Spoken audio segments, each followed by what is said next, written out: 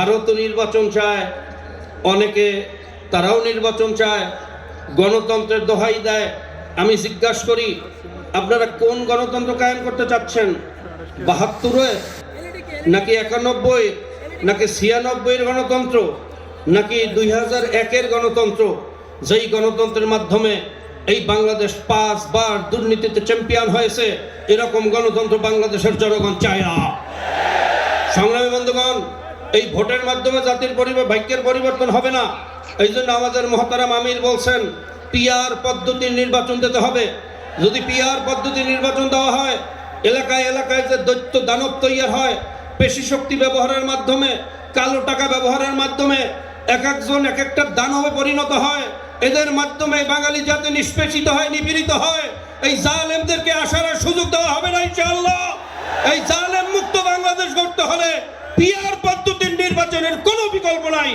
কোনো জোটে আর বিগত দিনের আগের সেই নমুনার ভোটে এই জাতির ভাগ্যের পরিবর্তন হবে না।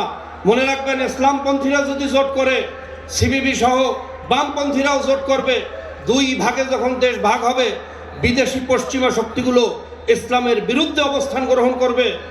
বাংলাদেশের যে সমস্ত ফেসিবাদের দোসররা আছে, প্রশাসন সহ মিডিয়াও ইসলামের বিরুদ্ধে অবস্থান গ্রহণ করবে। এই হাজারো বাধা উপেক্ষা করে সামনে অগ্রসর হওয়া তখন কঠিন হয়ে যাবে।